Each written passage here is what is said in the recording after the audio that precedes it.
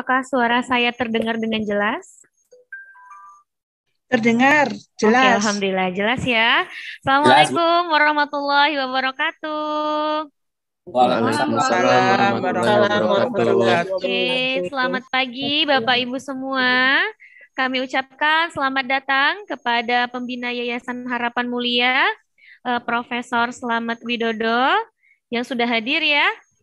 Kami ucapkan selamat datang juga Ketua Yayasan kita, Ibu Dr. Insinyur Haja Umi Rosida. Ya, Selamat pagi, Ibu. Assalamualaikum. Waalaikumsalam. Alhamdulillah sudah hadir ya. Sudah hadir juga, ini ada Kepala Sekolah SMA ya. Selamat pagi, Sertris. Pagi, Bu Pagi, Agnes. sehat ya, Ser ya? Alhamdulillah Alhamdulillah sehat. sehat. Sudah hadir juga Kepala Sekolah SMP, Ibu Eni. Selamat pagi, Ibu. Selamat pagi, Bu Agnes. Iya, selamat pagi. Sudah hadir juga eh, Kepala Sekolah SDIT Harapan Mulia, Ibu Hartini. Selamat pagi, Ibu. Selamat pagi, Assalamualaikum semuanya. Iya, waalaikumsalam warahmatullahi wabarakatuh. Oke, kami ucapkan selamat pagi juga untuk Kepala Sekolah TKIT Harapan Mulia, Ibu Fitri. Selamat pagi, Ibu. Selamat pagi, Bu Agnes. Oke, selamat pagi. Oke, sudah hadir juga ini narasumber kita ya, Dr. Rahma Latifah. Assalamualaikum, dokter. Waalaikumsalam Bu Agnes, selamat Oke, pagi sehat? semua. Iya, Alhamdulillah. pagi. Alhamdulillah ya. Oke, hari ini kita akan melaksanakan webinar kesehatan ya, yang diselenggarakan oleh Yayasan Harapan Mulia. Oke, sepertinya sudah banyak yang hadir ya. Alhamdulillah. Eh, Bagaimana aktivitasnya pada pagi hari ini? Ya, walaupun dalam hari libur ya hari ini ya, weekend ya, mungkin ada kegiatan kumpul bersama keluarga. Saya mengucapkan terima kasih kepada Bapak Ibu yang sudah join, yang menyempatkan hadir ya dalam acara webinar kesehatan kita pada pagi hari ini. Oke, saya harapkan Bapak dan Ibu peserta webinar dapat menyimak acara kita dari awal hingga akhir. Oke, sambil menunggu, marilah kita saksikan. Ya, di sini kami akan menampilkan profil dari SDIT Harapan Mulia. Ternovan, mohon dibantu. Selamat menyaksikan.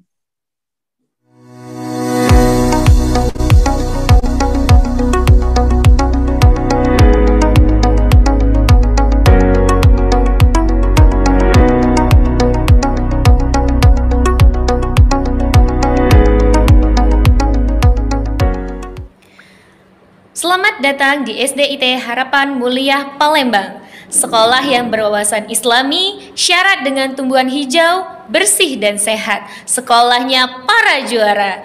Saya akan memperkenalkan tempat-tempat SDIT Harapan Mulia. Untuk itu, mari ikuti saya.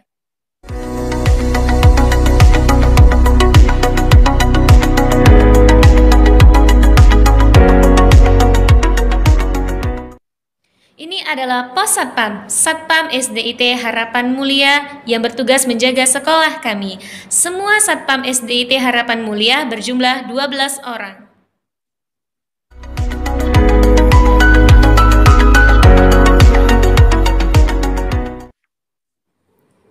Sesuai dengan Perda nomor 07/2009, kami berkomitmen bahwa setiap warga sekolah tidak merokok dengan adanya kawasan bebas asap rokok.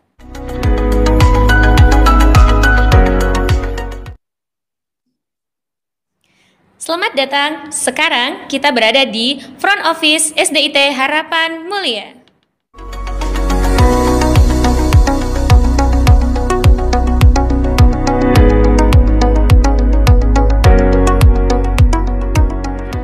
Di tempat saya berdiri ini merupakan samping gedung SDIT Harapan Mulia Palembang. Di samping gedung ini kami memanfaatkan untuk penghijauan. Di sini kami menanam berbagai macam tanaman.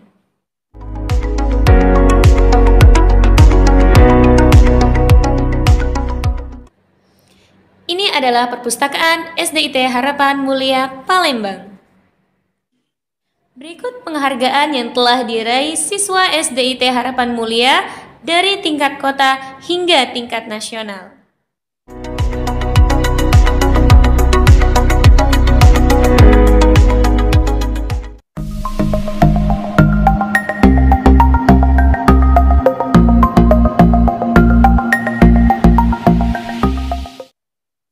Ini adalah kantin sekolah kami, Kantin SDIT Harapan Mulia Palembang. Ini adalah kantin yang menjual berbagai macam makanan yang sehat, terutama bagi anak-anak. Selama pandemi, kantin ini tidak beroperasi. Namun dapat kami pastikan, kantin ini adalah kantin yang sehat, karena tidak menjual produk berbahan kimia yang dapat mengganggu kesehatan anak.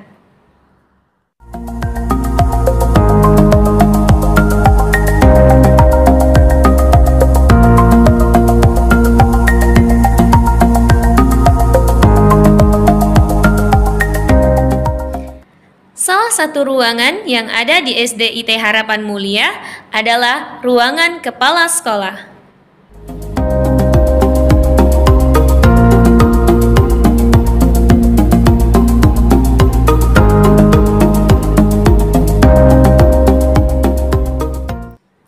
Ini adalah ruang komputer tempat siswa belajar TIK.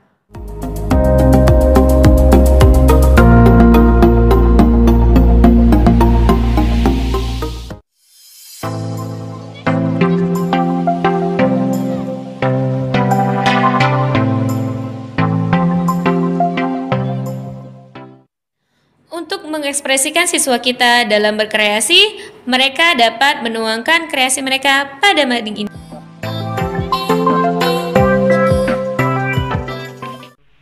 Ada beberapa kelas di SDIT Harapan Mulia Palembang. Ini adalah salah satu kelas 1.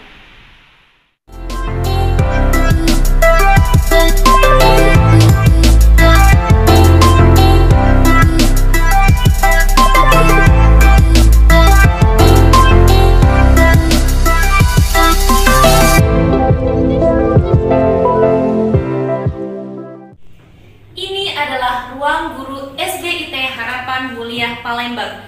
Di sini, guru-guru menyelesaikan tugas dan administrasi masing-masing.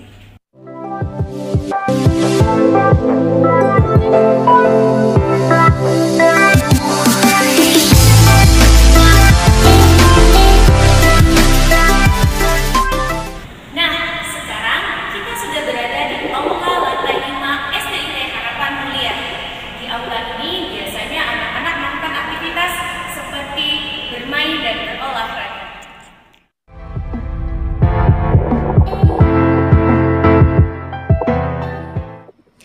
Di tempat saya berdiri ini adalah area parkir SDIT Harapan Mulia. Di sini juga terdapat tumbuhan yang asri.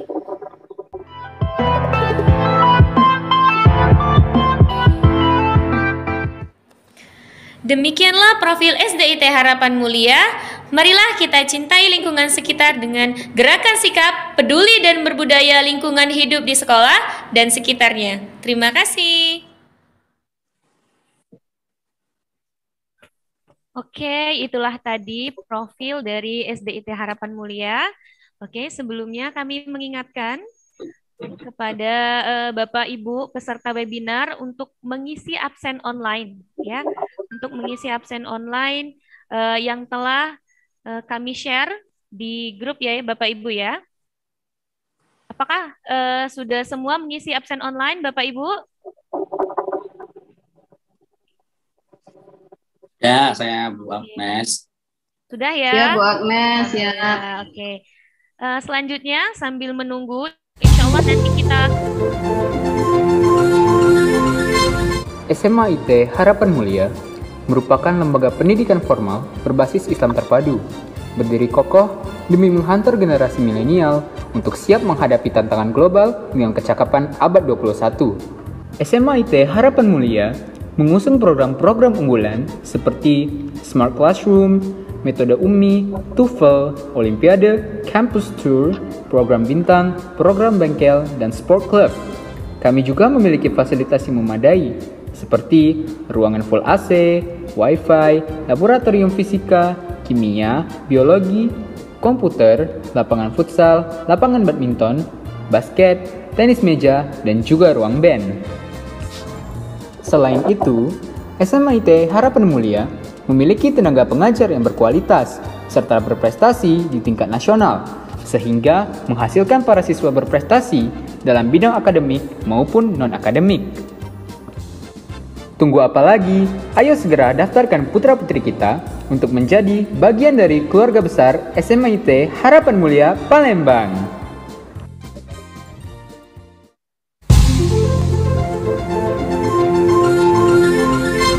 SMA IT Harapan Mulia merupakan lembaga pendidikan formal berbasis Islam terpadu, berdiri kokoh demi menghantar generasi milenial untuk siap menghadapi tantangan global dengan kecakapan abad 21.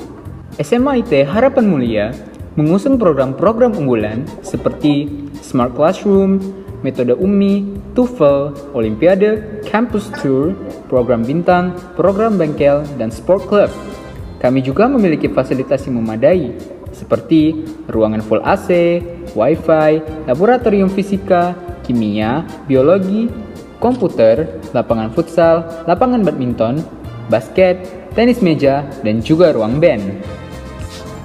Selain itu, SMA IT Harapan Mulia memiliki tenaga pengajar yang berkualitas serta berprestasi di tingkat nasional, sehingga menghasilkan para siswa berprestasi dalam bidang akademik maupun non-akademik. Tunggu apa lagi? Ayo segera daftarkan putra-putri kita untuk menjadi bagian dari keluarga besar SMA IT Harapan Mulia Palembang. Sudah.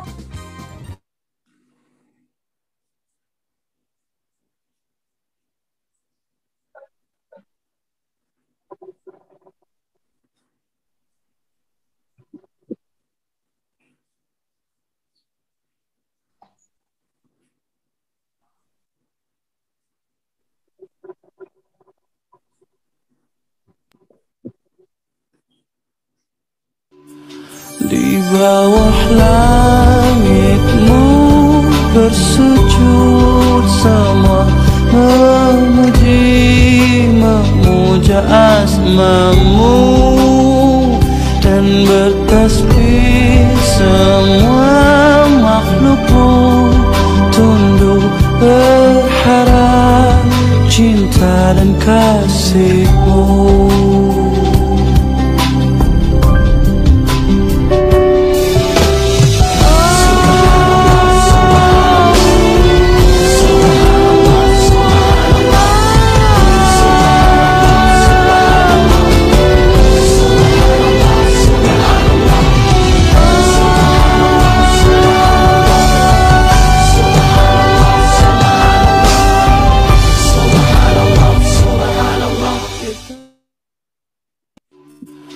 Di bawah langitmu bersujud semua, memuja asmamu, dan bertasbih semua makhlukmu, tunduk berharap cinta dan kasihmu.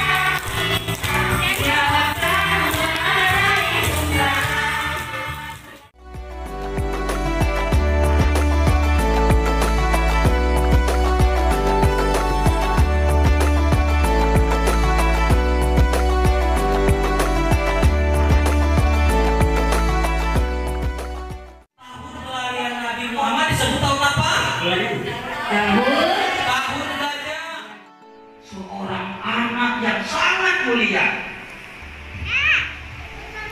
Lahirlah seorang anak yang dirindukan langit.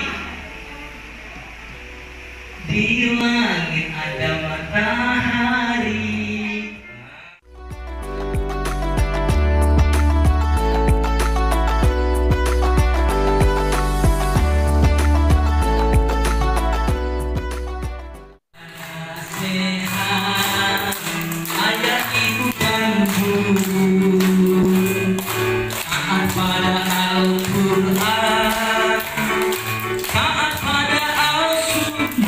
Jinan mau sekolah? Mau sekolah Jinan? Kayak abang sekolah ya? Iya. Mau sekolah Jinan ya? Kayak abang sekolah ya? Iya. Munajat kepadamu ya Allah.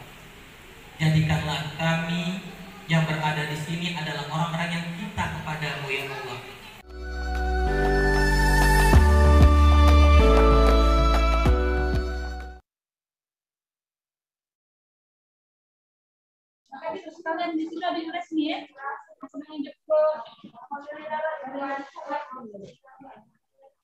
Oke, baiklah Bapak Ibu.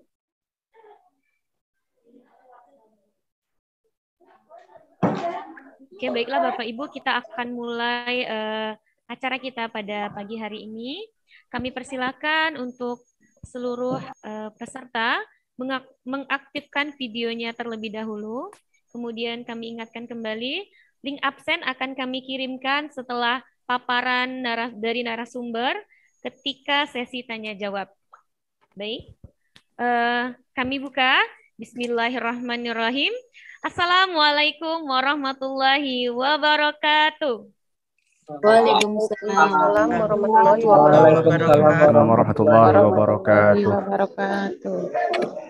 Alhamdulillahirabbil alamin wa bihi nasta'in wa ala umuri dunya waddin wassalatu wassalamu ala asrofil anbiya wal mursalin wa ala alihi washabbihi ajmain. Allahumma salli ala sayyidina Muhammad wa ala ali sayyidina Muhammad, amma ba'du. Yang terhormat Pembina Yayasan Harapan Mulia Palembang, Profesor Slamet Widodo MSMM. Yang kami hormati Ketua Yayasan Harapan Mulia, Ibu Dr. Insinyur Haja Umi Rosida MS. Yang kami hormati narasumber kita pada pagi hari ini, Ibu Dr. Rahma Latifa MSc SPA. Yang kami hormati Kepala TK, SD, SMP, dan SMA Harapan Mulia Palembang. Serta yang kami hormati Bapak Ibu peserta webinar kesehatan pada pagi hari ini. Dan juga saya, Agnesia Adestiari, yang akan memandu jalannya acara pada pagi hari ini. Kami mengucapkan selamat pagi dan selamat datang kepada seluruh hadirin dalam acara webinar kesehatan yang bertajuk Waspada Hepatitis Akut pada Anak yang diselenggarakan oleh Yayasan Harapan Mulia Palembang. Puji syukur kita panjatkan kehadirat Allah Subhanahu wa Ta'ala karena berkat rahmatnya kita masih dapat berkumpul untuk bersama-sama menimba ilmu dari narasumber kita yang luar biasa. Meskipun harus dilaksanakan secara online, semoga kita dalam keadaan sehat walafiat. Amin ya rabbal alamin. Salawat bertangkaikan salam, tak lupa kita haturkan kepada suri tauladan kita, Nabi Agung Nabi Muhammad Sallallahu Alaihi Wasallam, yang telah menghantarkan kita dari zaman gelap gulita hingga terang benderang ini. Semoga kita selalu menjadi pengikut beliau hingga di yaumil kiamah nanti. Amin ya rabbal alamin. Baiklah Bapak Ibu peserta webinar, saya akan membacakan susunan acara kita pada pagi hari ini. Yang pertama, pembukaan. Yang kedua, pembacaan ayat suci Al-Quran. Yang ketiga, kata sambutan. Yang keempat, paparan narasumber dan sesi tanya jawab. Yang kelima, doa. Dan yang terakhir, penutup. Marilah kita buka acara ini dengan melafazkan lafaz basmalah. Bismillahirrahmanirrahim. Acara selanjutnya yaitu pembacaan ayat suci Al-Quran. Kepada Bapak Yurizal Fanhari MPD, kami persilahkan. Baik, Assalamualaikum warahmatullahi wabarakatuh. Waalaikumsalam Waalaikumsalam warahmatullahi warahmatullahi wabarakatuh. wabarakatuh.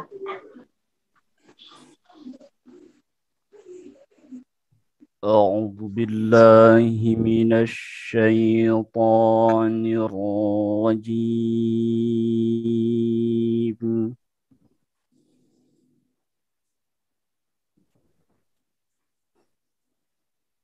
بسم الله الرحمن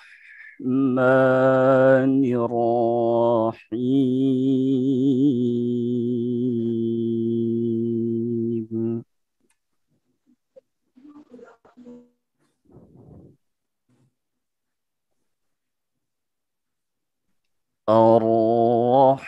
الرحمن علم القرآن خلق الإنسان علمه البيان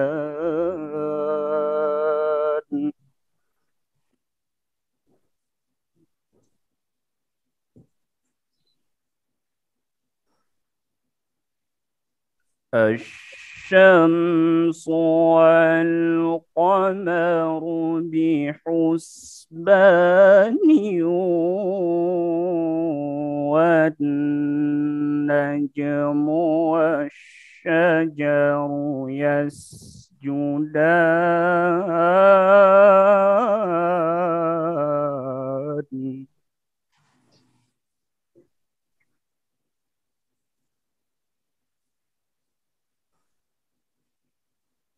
والسماء رفعها ووضع الميزان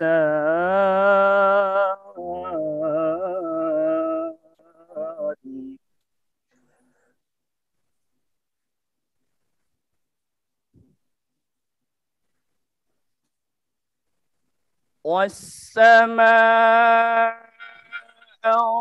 رفعها ووضع الميزان ألا تطغوا في الميزان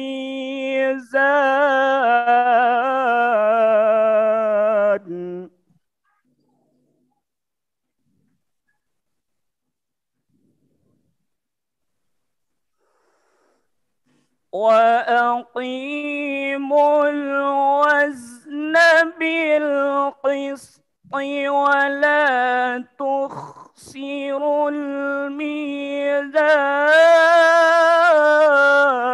الميزان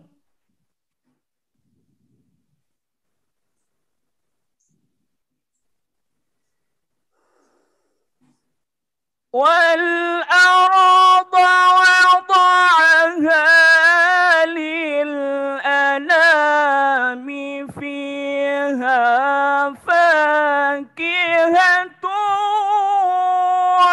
والنخل ذات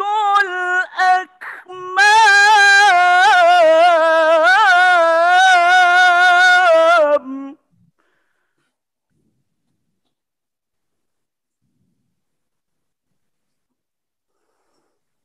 والحب ذو العصف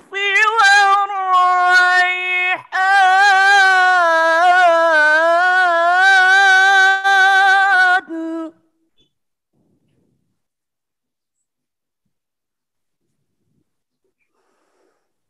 والحب ذو العصف والريحان فبأي آلاء ربكما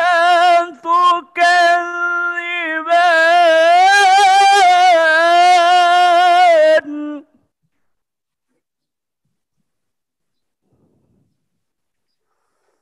خلق الإنسان من صلصال كالفخار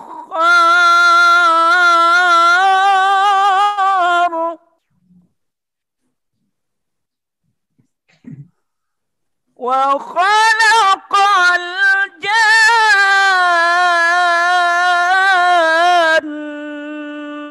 من مارج من نار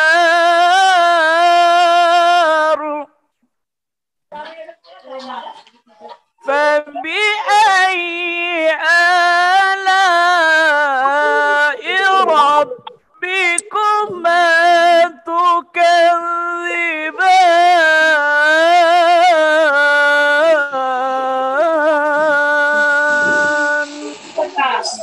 صدق الله العظيم. Assalamualaikum warahmatullahi wabarakatuh. Waalaikumsalam warahmatullahi wabarakatuh. Sadaqallahul azim.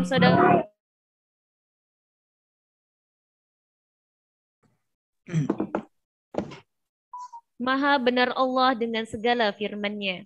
Semoga yang membaca maupun yang mendengar mendapatkan pahala dari Allah Subhanahu wa taala. Amin ya rabbal alamin. Acara selanjutnya yaitu kata sambutan yang akan disampaikan oleh Ketua Yayasan Harapan Mulia Palembang kepada Ibu Dr. Insinyur Haja Umi Rosida MS. Kami persilahkan.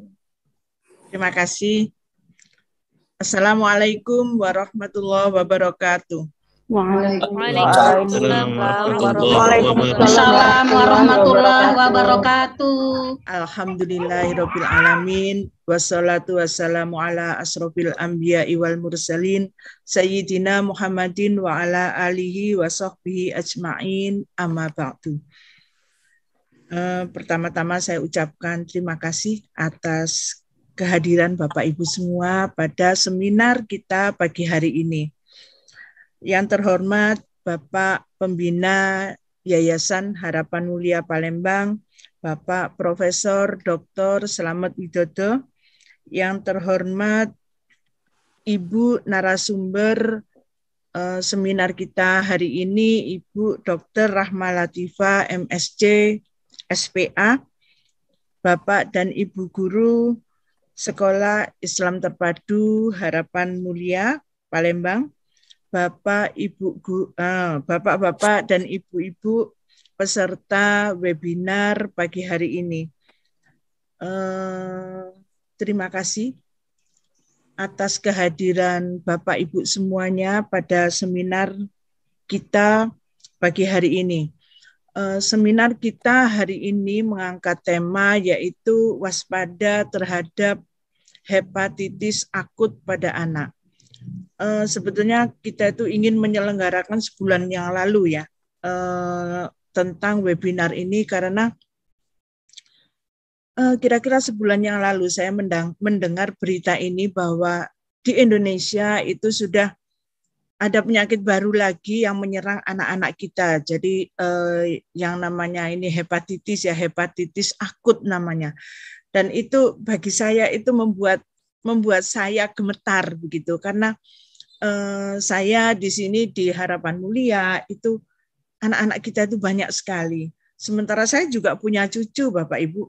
Anak-anak cucu-cucu saya itu masih kecil-kecil, jadi sesuatu yang sangat menakutkan bagi saya sehingga terbesit ingin mengadakan webinar ini agar semuanya tahu gitu apalah langkah-langkah yang harus kita lakukan untuk menghindari penyakit ini, apa yang harus kita kerjakan sehingga penyakit ini tidak kena ke anak-anak kita, ke cucu-cucu kita. Jadi sepertinya kita harus tahu ya, apalah langkah-langkah kita lah, apalah kira-kira terus ciri-ciri dari penyakit ini sehingga saat kita tahu ada ciri-ciri itu kita secepatnya bisa membawa anak kita, bisa membawa cucu kita ke rumah sakit. Jadi saya berharap Ibu narasumber bisa menjelaskan dengan gamblang kira-kira apalah penyakit ini apa, penyakit apa, gejalanya seperti apa. Dan kalau sampai gejala itu terlihat di anak kita, apa langkah kita yang secepatnya agar jangan sampai penyakit ini menyerang anak cucu kita lebih dalam lagi. Saya tadi mendengar di YouTube, di Google ya, sudah ada beberapa anak yang meninggal dikarenakan penyakit ini. Juga membuat saya pribadi itu menjadi gelisah gitu. Jadi mudah-mudahan dengan webinar pagi hari ini kita bisa mendapatkan penjelasan yang gamblang tentang hepatitis akut ini dan juga tahu ciri-cirinya dan apalah langkah kita sebagai orang tua untuk segera menolong anak kita. Baik, saya kira tidak banyak sambutan yang saya berikan. Saya kira cukup sekian. Wabillahi taufik wal hidayah. Wassalamualaikum warahmatullahi wabarakatuh. Waalaikumsalam warahmatullahi wabarakatuh. Kami ucapkan terima kasih kepada Ibu Dr. Insinyur Haja Umi Rosida MS yang telah menyampaikan kata sambutannya. Selanjutnya memasuki acara inti yaitu paparan materi oleh panelis yang akan dimoderatori oleh saya sendiri, sekaligus diskusi dan tanya jawab. Untuk yang ingin bertanya silakan boleh tulis di kolom komentar, akan ada beberapa pertanyaan yang akan kami pilih. Oke, baiklah Bapak Ibu peserta webinar, izinkan kami sampaikan biografi narasumber kita pada pagi hari ini, yaitu Ibu Dr. Rahma Latifah MSc SPA. Beliau lahir di Bogor pada tanggal 15 Januari 1990 dan menempuh pendidikan SD, SMP, dan SMA di Kota Palembang. Kemudian melanjutkan strata 1 di Fakultas Kedokteran Universitas Gadjah Mada Yogyakarta. Kemudian melanjutkan spesialis ilmu kesehatan anak di Universitas Gadjah Mada Yogyakarta juga. Dan sekarang Ibu Latifah berprofesi sebagai dokter spesialis anak di Rumah Sakit Jiwa Profesor Dr. Surojo Magelang. Oke. Baiklah Bapak Ibu, tema webinar kesehatan kita pada pagi hari ini yaitu waspada hepatitis akut pada anak. Wah ya, ini tema yang sangat menarik ya, apalagi pada saat ini kesehatan Indonesia menjadi sorotan utama. Sama seperti yang Ketua Yayasan kita tadi sampaikan, ya, begitu banyak pertanyaan di dalam benak ini ya gundah gulana seperti itu ya, apalagi terkait dengan kesehatan anak ya. Mungkin kiranya dari Dokter Rahma Latifah bisa menyampaikan dengan sejelas-jelasnya. Kami persilakan kepada Dokter Rahma Latifah MSc SPA untuk menyampaikan paparan materinya. Kami persilahkan. Baik, terima kasih Bu Agnes. Assalamualaikum warahmatullahi wabarakatuh. Waalaikumsalam warahmatullahi wabarakatuh. Waalaikumsalam warahmatullahi wabarakatuh. Suara saya terdengar jelas ya Bu Agnes ya? Ya, terdengar jelas Ibu. Oke. Sebelumnya saya ucapkan terima kasih kepada Yayasan Islam Terpadu Harapan Mulia Palembang yang telah memberikan kesempatannya kepada saya agar bisa berbagi ilmu pada pagi hari ini terkait dengan penyakit yang sedang booming ya Bu Agnes ya, ini ya sedang trending topik di kalangan orang tua terkait dengan penyakit hepatitis akut pada anak. Baik, saya langsung share screen saja ya. Mohon maaf, apakah share screen saya sudah terlihat? Terlihat jelas. Terlihat tuh. Baik, kita langsung saja. Jadi kita yang akan kita bahas pada pagi hari ini terkait dengan penyakit hepatitis akut yang belum diketahui penyebabnya. Sebagai disclaimer dari paparan saya pada pagi hari ini bahwa informasi yang saya sampaikan ini bisa berubah sewaktu-waktu seiring dengan adanya update informasi. Karena yang kita tahu ilmu itu selalu berkembang ya, jadi ilmu itu bisa berkembang setiap harinya. Baik, yang apa saja sih yang akan kita bahas pada pagi hari ini? Yang pertama, kita bahas dulu, kita kenalan dulu yuk dengan apa itu hepatitis, lalu yang kedua tanda dan gejalanya, bagaimana cara mencegah penyakit ini, juga yang terakhir adalah bagaimana langkah penting penanganan di rumah bagi para orang tua. Yang pertama kita harus kenalan dulu, apa itu hepatitis? Jadi sering disebut, maka kita harus kenal dulu ya. Hepatitis itu sebenarnya adalah kondisi peradangan pada hati yang bisa disebabkan oleh banyak, bisa infeksi maupun non-infeksi.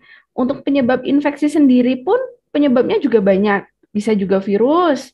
Nah, kalau virus ini yang mungkin Bapak Ibu paling sering dengar itu penyebab adalah virus hepatitis A, virus hepatitis B, C, D, maupun virus hepatitis E.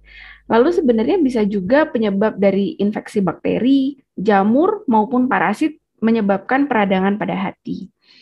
Lalu penyebab kedua yang paling sering itu adalah penyebab non-infeksi.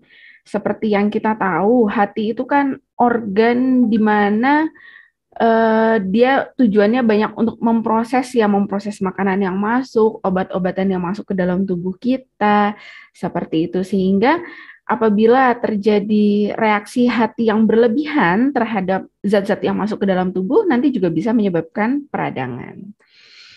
Nah, lalu yang sekarang sedang heboh itu apa ya gitu. Jadi selalu disebutkan bahwa ini adalah penyakit hepatitis akut yang belum diketahui penyebabnya.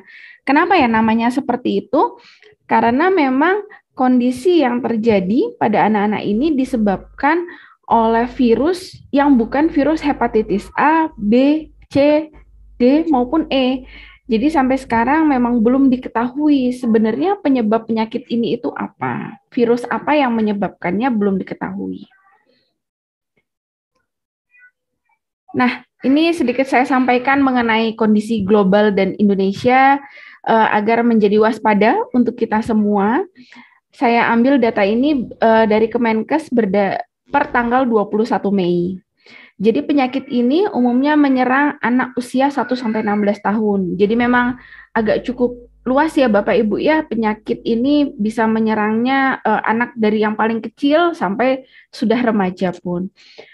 Pertama kali kasus ini dilaporkan pada 5 April 2022 di UK. Sebenarnya kasus awalnya itu dilaporkan pertama kali di Alabama. Namun yang resmi dilaporkan itu oleh pemerintah Inggris pada tanggal 5 April. Sehingga pada 15 April penyakit ini ditetapkan sebagai KLB oleh WHO. Nah, 21 April, 1 minggu kemudian mulai banyak laporan-laporan dari negara-negara sekitar Inggris juga melaporkan kasus-kasus serupa nih. Kok sebenarnya semakin banyak ya, mulai meningkat. Sehingga pada 16-30 April ini di Indonesia sendiri didapatkan 3 dugaan kasus anak dengan hepatitis akut ini yang meninggal dunia di Jakarta. 1 Mei kemarin WHO mengumumkan sudah ada 228 kasus probable, jadi ini di 20 negara, jadi memang sebagian masih dalam investigasi juga. Dan per 21 Mei kemarin dari Kementerian Kesehatan Indonesia menyebutkan di Indonesia sudah ada 33 kasus kumulatif. Jadi kita di kesehatan ini memiliki banyak klasifikasi. Nah, yang 1 probable, 13 pending, jadi pending ini masih dilacak penyebab-penyebab lain, lalu 19-nya discarded ini berarti sudah diketahui penyebabnya, karena kan tadi penyakit ini namanya hepatitis akut yang belum diketahui penyebabnya. Nah, 19 pasien dari 33 pasien ini sudah diketahui penyebabnya. Dari ECDC Europe menyebutkan laporan kasus total sudah 614 kasus di 31 negara, dan total kematian secara global itu sudah 14 pasien, di mana 5 ini dari Indonesia. Jadi memang cukup tinggi ya Bapak Ibu ya, sehingga memang kita patut sekali untuk waspada terkait dengan penyakit ini. Lalu kita bahas yang berikutnya adalah bagaimana tanda dan gejala agar Bapak Ibu semua bisa mewaspadai apakah tanda dan gejala ini muncul pada anak-anak kita. Jadi kita bagi 2 untuk tanda dan gejala ini menjadi gejala awal maupun gejala lanjutan. Nah, seperti yang kita ketahui, hepatitis ini kan postulatnya adalah merupakan penyakit yang disebabkan oleh infeksi, sehingga secara umum gejala infeksi bisa didapatkan pada seorang anak. Apa saja sih gejalanya? Seperti mual, atau sampai dengan muntah, Juga anak bisa mengalami BAB cair atau diare dengan nyeri perut yang hebat, itu juga bisa.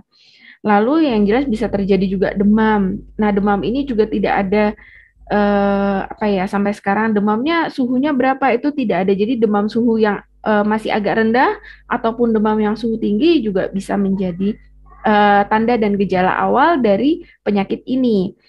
Lalu yang berikutnya juga ada tanda dan gejala awal dari secara umum. Jadi misal secara umum anak kok tampak lemah ya, anak kok tampak tidak bersemangat, tidak nafsu makan, seperti itu. Dan juga bisa muncul gejala dari saluran pernafasan. Apa saja seperti batuk, pilek, itu juga bisa menjadi gejala awal dari penyakit ini. Lalu bagaimana dengan gejala lanjutan? Nah, gejala lanjutan ini adalah gejala yang muncul apabila infeksi ini semakin meluas di dalam tubuh seorang anak. Yang pertama yang bisa kita tahu adalah buang air kecilnya nanti berwarna pekat. Mungkin ibu-ibu akan sadar ketika menemani buah hati ke kamar mandi, kok pipisnya semakin gelap ya, warnanya seperti teh. Padahal saya rasa anak saya minumnya cukup nih. Atau mungkin BAB-nya nun sewu warnanya jadi pucat. Seperti itu. Sehingga memang penting bagi Bapak Ibu sekalian untuk selalu memonitor warna dari buang air kecil dan buang air besar Ananda. Yang selanjutnya yang bisa diwaspadai adalah munculnya warna mata ataupun kulit yang menguning seperti itu. Biasanya lebih mudah terlihat sih di bagian putih mata kita ya. Jadi bagian putih mata kita itu nanti mulai agak terlihat samar-samar warna kuning. Nah, lalu yang berikutnya adalah gangguan pembekuan darah.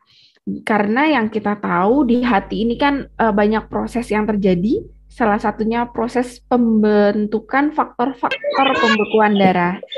Sehingga bila terjadi gangguan pada hati juga bisa menyebabkan gangguan pembekuan darah. Misal, kok anak saya tiba-tiba sering mimisan ya?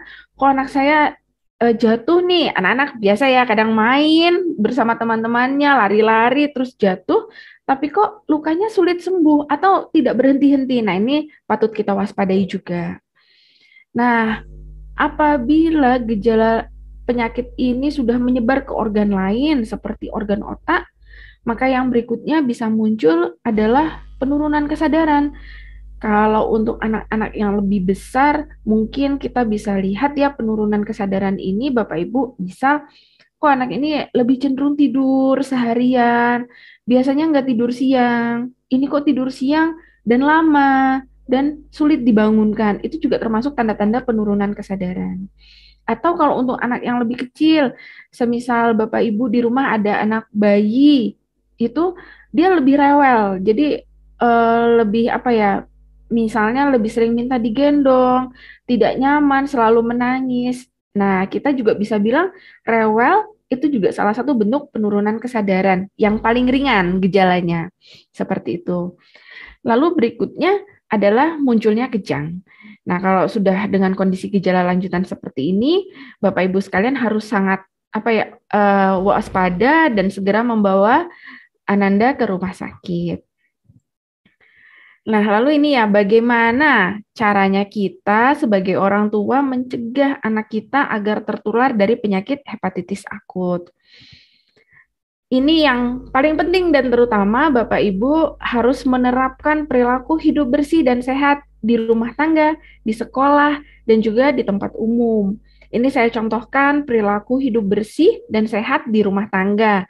Seperti mungkin ada ibu-ibu di sini yang sedang menantikan kelahiran buah hatinya, lalu untuk persalinannya disarankan dengan tenaga kesehatan yang sudah terlatih. Lalu memberikan ASI eksklusif bagi bayi usia 0 sampai dengan 6 bulan dan melanjutkan pemberian ASI sampai dengan usia 2 tahun. Kemudian selalu menimbang bayi dan balita secara rutin baik di posyandu maupun di rumah sakit. Rekomendasinya untuk anak bayi kurang dari 2 tahun itu selalu ditimbang setiap bulan sekali ya Bunda ya. Nah, lalu yang berikutnya adalah menggunakan sumber air bersih. Kita pastikan bahwa air yang kita gunakan di rumah, baik air yang digunakan untuk sehari-hari untuk di kamar mandi maupun air minum itu merupakan air bersih. Dan juga mencuci tangan dengan air dan sabun. Ini sepertinya sudah menjadi kebiasaan ya Bapak Ibu ya, karena kita masih dalam kondisi pandemi COVID.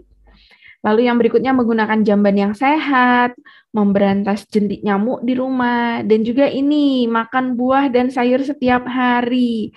Nanti Bapak Ibu harus mengingatkan anak-anaknya untuk selalu makan buah dan sayur, serta melakukan aktivitas fisik setiap hari. Dan yang terpenting untuk para bapak-bapak diharapkan tidak merokok, karena yang seperti kita tahu, merokok ini dapat mengganggu sistem imun anak-anaknya, seperti itu. Perokok pasif pun itu justru memiliki resiko yang tinggi, terkena penyakit-penyakit yang bisa disebabkan oleh asap rokok. Lalu yang seperti kita tahu tadi ya, jadi penyakit ini masih belum diketahui penyebabnya, kita masih belum tahu virus apa sih sebenarnya yang memegang peranan penting dalam penyakit ini, sehingga penting bagi kita untuk melakukan tindakan pencegahan ini dari segala sisi. Nah, ini sebagai contoh untuk saluran pencernaan bagaimana ya? Yang pertama tadi sama ya saya sebutkan sebelumnya, rajin cuci tangan dengan sabun seperti itu. Ini tindakan kecil yang bermakna luar biasa, di mana sepertinya sepele mencuci tangan dengan sabun ini, cuman memang efeknya itu luar biasa tanpa kita sadari. Bahwa anak-anak kita akan lebih sehat, akan lebih terhindar dari penyakit, cukup dengan mencuci tangan dengan sabun. Lalu berikutnya, memastikan makanan yang dikonsumsi oleh anak-anak kita ini dalam keadaan matang dan bersih. Dalam kondisi pandemi seperti ini, lalu muncul penyakit-penyakit hepatitis seperti ini ya, ibarat kita bisa bilang penyakit baru, sehingga penting bagi kita untuk dalam kondisi saat ini memastikan makanan yang dimakan itu adalah makanan yang matang. Sebaiknya hindari dulu makanan-makanan yang sifatnya setengah matang atau bahkan makanan mentah. Dan juga pastikan makanannya dalam kondisi bersih. Nah, ini juga nih yang penting ya untuk Bapak Ibu selalu ingatkan, juga Bapak Ibu guru di sekolah selalu mengingatkan murid-muridnya untuk tidak bergantian alat makan dengan orang lain.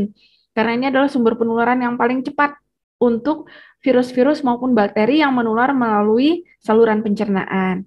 Mungkin Bapak Ibu guru bisa mengingatkan anak-anak murid untuk membawa air minum ke sekolah secara sendiri-sendiri, jadi tidak bergantian dengan teman-temannya, atau diingatkan kalau ada temannya yang bawa bekal, jangan saling icip, seperti itu ya. Nah, yang penting juga adalah menjaga kebersihan rumah dan lingkungan sekitar. Lalu bagaimana kalau yang saluran nafas ya? Sama seperti dengan pandemi COVID ya, mungkin ya Bapak Ibu, mungkin Bapak Ibu juga sudah hafal. Jadi kalau dalam pandemi COVID ini kita harus mengurangi mobilitas kita, lebih baik berada di dalam rumah, tidak pergi. Pun kalau misalnya terpaksa berpergian dengan anak kecil, kita harus memakai masker jika berpergian. Walaupun memang saat ini himbauan memakai masker ini sudah mulai dicabut ya Bapak Ibu, cuman saya rasa tidak ada salahnya tetap menggunakan masker demi melindungi diri kita semua. Tetap menerapkan jaga jarak, social distancing, menghindari kerumunan, serta ini yang penting dan mungkin kadang lupa menerapkan etika batuk dengan baik. Jadi kalau misalnya anak batuk atau bersin, menutup mulut dan hidung dengan menggunakan tisu, lalu membuang tisu yang habis digunakan tadi dan segera mencuci tangan. Atau bila tidak ada tisu, bisa menggunakan lengan bagian dalam untuk menutup mulut dan hidung.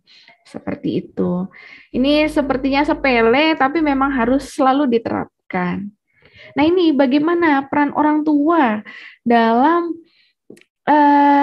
membuat anak-anak kita menjadi lebih sehat ya, terhindar dari berbagai penyakit. Ada pepatah bilang, children see, children do. Jadi yang penting adalah para Bapak Ibu sekalian mencontohkan dulu di rumah, mencontohkan perilaku hidup bersih dan sehat di rumah, mencontohkan kalau keluar selalu memakai masker, kalau datang dari luar rumah, masuk rumah selalu mencuci tangan, seperti itu. Sehingga nanti anak-anak akan kita mudah untuk memotivasi anak-anak agar selalu menerapkan prinsip hidup bersih dan sehat ini. Karena dia sudah melihat, oh orang tua saya melakukan nih gitu. Sehingga dia akan mudah untuk menerima ajakan-ajakan kita. Sehingga penting bagi para orang tua ini untuk memberikan contoh yang baik di rumah, atau saat berpergian, termasuk juga para guru di sekolah harus memberikan contoh yang baik, selalu memakai masker, selalu mencuci tangan dengan baik, seperti itu. Lalu yang berikutnya adalah para Bapak Ibu selalu mencukupi kebutuhan nutrisi anak ya, jadi anak selalu dimotivasi untuk makan dengan menu yang seimbang. Ada makronutrien, ada mikronutrien. Makronutrien itu seperti karbohidrat, lemak, protein. Lalu juga ada mikronutriennya, vitamin, seperti itu. Dan juga yang terakhir, serat. Kebutuhan serat ini juga penting bagi anak-anak. Nah, yang tidak kalah penting bagi Bapak Ibu sekalian adalah memantau waktu tidur anak-anaknya. Kenapa sih dokter penting banget memantau waktu tidur? Jadi ternyata tidur ini memiliki peran yang sangat besar dalam pertumbuhan dan perkembangan anak-anak. Sehingga anak-anak ini masih perlu tidur yang lelap di malam hari, seperti itu. Dan yang paling penting adalah melengkapi imunisasi anak, baik imunisasi dasar maupun imunisasi tambahan. Jangan lupa Bapak Ibu, imunisasi masih bisa diberikan sampai dengan dewasa. Jadi tidak terputus sampai dengan, kalau biasanya, oh udah dong, udah lengkap sampai dengan 18 bulan. Atau bagi anak-anak yang sudah SD, oh sudah pernah bias di sekolah itu di kelas 1, kelas 2, maupun kelas 5. Namun sebenarnya Bapak Ibu, imunisasi masih bisa terus berjalan, seperti itu. Nah, ini tadi ya terkait dengan kebutuhan nutrisi. Jadi kalau untuk kebutuhan nutrisi itu biasakan mengkonsumsi aneka ragam makanan pokok, membatasi konsumsi yang terlalu manis, terlalu asin, ataupun terlalu berlemak. Juga melakukan aktivitas fisik yang cukup dan mempertahankan berat badan yang ideal. Dan biasakan mengkonsumsi lauk pauk yang mengandung protein tinggi, karena memang anak-anak ini butuh protein yang tinggi untuk pertumbuhan dan perkembangannya. Lalu yang berikutnya adalah mencuci tangan dengan sabun dan air mengalir. Nah, ini juga ya, sarapan pagi ternyata sangat penting untuk anak-anak kita. Jadi sebelum berangkat ke sekolah, pastikan anak-anak kita sudah mengkonsumsi sarapan pagi dan membiasakan minum air putih yang cukup dan aman. Juga mengkonsumsi buah dan sayur seperti itu. Nah, ini yang penting juga nih, yang mungkin hampir jarang ya kita lakukan ya Bapak Ibu, membaca label pada kemasan pangan seperti itu. Nah, lalu ini tadi isi piring ya, jadi ada makanan pokok, karbohidrat, lalu ada lauk pauk, ini ada protein, lemak, termasuk separuh piring ini ternyata isinya adalah serat ya, buah-buahan dan sayuran, sehingga sangat penting untuk Bapak Ibu memotivasi anak-anak agar suka dengan buah dan sayur, seperti itu. Nah, lalu ini mungkin ya, bagaimana langkah penting penanganan hepatitis akut di rumah, seperti itu, yang Bapak Ibu harus waspada. Yang pertama, Bapak Ibu harus mewaspadai gejala awal tadi. Jadi kalau anak mengalami diare, muntah, sakit perut, ataupun mungkin demam ringan ya, anget-anget kayak gitu, anget-anget kuku. Nah, itu juga tetap harus diwaspadai. Sehingga jika muncul gejala awal, jangan panik. Segera bawa anak kita ke puskesmas dan rumah sakit terdekat untuk mendapatkan pertolongan. Seperti itu. Dan jangan menunggu sampai dengan muncul gejala lanjutan tadi. Atau muncul sampai anaknya udah jadi kuning. Nah, itu berbahaya ya, karena takutnya nanti mengalami keterlambatan penanganan. Dan yang terakhir, jika terjadi penurunan kesadaran maupun kejang, segera bawa pasien ke rumah sakit dengan fasilitas ICU anak. Nah, ini mungkin kalau untuk di Kota Palembang, seperti di Rumah Sakit Muhammad Husin, itu kan tersedia fasilitas ICU anak, seperti itu. Jadi dari yang bisa saya simpulkan dari paparan saya pada pagi hari ini adalah yang pertama bagi para Bapak Ibu adalah jangan panik. Nah, ini penting sekali, jangan panik dulu. Selalu menerapkan perilaku hidup bersih dan sehat dimanapun berada, makan makanan yang sehat dan bergizi, rutin melakukan aktivitas fisik, dan yang paling penting lagi adalah melengkapi imunisasi anak sesuai dengan jadwalnya. Terima kasih. Lalu ini sedikit ada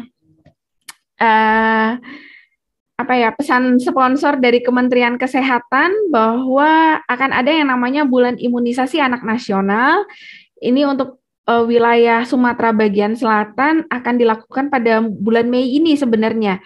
Jadi nanti dari sekolah akan melakukan imunisasi tambahan MR kepada seluruh anak-anak sampai dengan usia dari usia 9 bulan sampai dengan anak usia 12 tahun, seperti itu. Baik, saya rasa begitu saja paparan saya yang bisa sampaikan pada pagi hari ini. Lebih dan kurangnya saya mohon maaf. Wabillahi taufik walhidayah. Wassalamualaikum warahmatullahi wabarakatuh.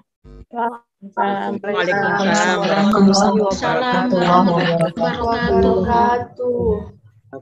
Baik, kami ucapkan terima kasih kepada Ibu Dr. Rahma Latifah, MSc SPA, yang telah memaparkan materinya. Kami ingatkan kembali Bapak Ibu, para peserta webinar pada pagi hari ini, silakan mengisi absen online kita yang sudah kami kirimkan di grup webinar. Oke, baik. Kami akan membuka sesi tanya jawab. Bagi yang ingin bertanya, boleh silakan angkat tangannya. Oke, sudah ada yang mengangkat tangan ya? Ini dari Adia Farah ya?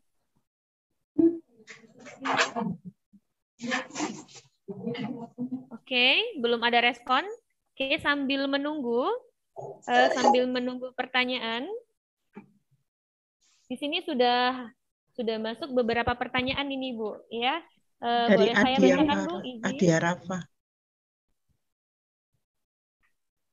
Itu ada yang raise hand, Adia Rafa. Oke, iya baik, Ibu. Adia Rafa, apakah sudah respon? Belum. Oh iya, belum respon ya, Ibu, Belum. Oke. Oke, ini ada dari Paulina Veronica ya. Oke, belum respon juga. Oke, sambil kita menunggu respon, ini sudah ada yang masuk nih, Bu, pertanyaan di kolom komentar. Izin saya bacakan, Ibu. Iya. Oke, ini terima kasih, Bu Agnes. Ini pertanyaan pertama ini dari Bapak mana ini ya? Kita scroll dulu dari atas.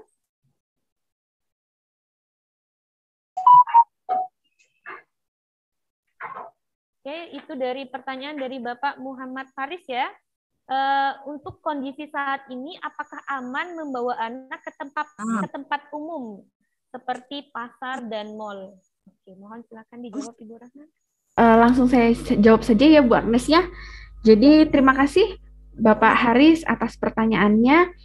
Dengan kondisi yang saat ini adanya penyakit hepatitis akut pada anak ini, memang saya rasa untuk saat ini tidak dulu membawa anak-anak kita ke tempat umum, apalagi untuk anak-anak yang masih balita, yang masih belum bisa menerapkan PHBS dengan baik. Nah, kalau untuk anak yang lebih besar, misalnya yang sudah SMP, itu mungkin kan sudah bisa misalnya memakai masker dengan benar, selalu mencuci tangan. Nah, itu mungkin bisa dipertimbangkan. Namun memang alangkah baiknya untuk saat ini tidak dulu membawa anak-anak kita ke tempat umum, karena memang resikonya cukup tinggi, karena sampai saat ini penyebab penyakit ini masih belum diketahui, Bapak, seperti itu. Gitu, Bu Agnes. Oke, terima kasih Ibu Rahma atas jawabannya. Selanjutnya ini ada lagi nih, Bu, dari Bunda Rumaisya. Bunda Rumaisya. Yang pertama, apakah betul vaksin COVID menyebabkan autoimun hepatitis akut? Saya sudah baca ada penelitian dari luar.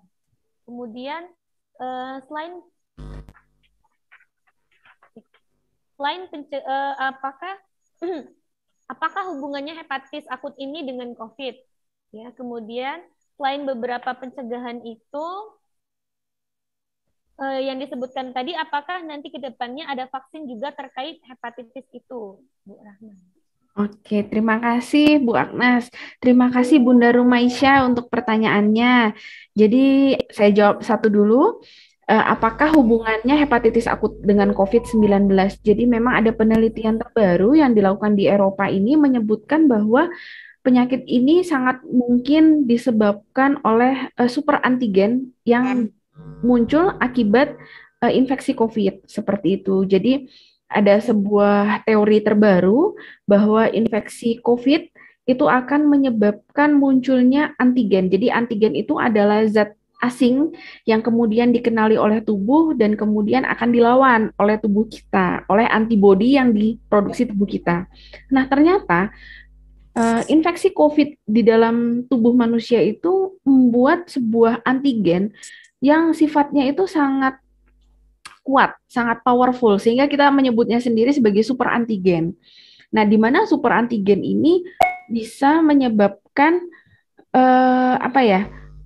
bisa menyebabkan gangguan-gangguan sistem imun di dalam tubuh kita, sehingga kita sebagai orang yang pernah terinfeksi COVID menjadi lebih rentan terhadap infeksi-infeksi penyakit yang lain, atau lebih rentan terhadap infeksi yang sebenarnya kalau pada orang sehat normal itu tidak menyebabkan masalah, tapi pada orang yang pernah menderita COVID itu menjadi problem seperti itu karena sistem imunnya sudah terganggu. Nah, lalu memang yang kedua ini saya pernah dengar juga ya banyak teori yang bilang vaksin COVID ini menyebabkan hepatitis akut. Jadi sedikit saya koreksi Bunda Rumaisya, untuk hepatitis akut ini bukan penyakit autoimun ya. Jadi autoimun itu penyakit di mana tubuh kita menyerang organ kita sendiri. Tapi hepatitis akut yang sedang kita bahas ini disebabkan oleh infeksi yang sampai sekarang agen penyebabnya belum diketahui apa. Nah, ini juga saya pernah dengar, apakah vaksin COVID ini menyebabkan penyakit ini gitu. Sampai saat ini belum ditemukan hubungannya atau hubungannya antara vaksin COVID dan hepatitis akut. Karena apa? Karena ternyata walaupun penyakit ini menyerang anak usia 1 sampai dengan 16 tahun, ternyata umur yang paling banyak itu adalah anak usia yang menyerang anak usia 3 sampai dengan 5 tahun. Di mana seperti yang kita tahu, anak balita ini belum menerima vaksin COVID. Bahkan di seluruh dunia belum ada yang menerima vaksin COVID.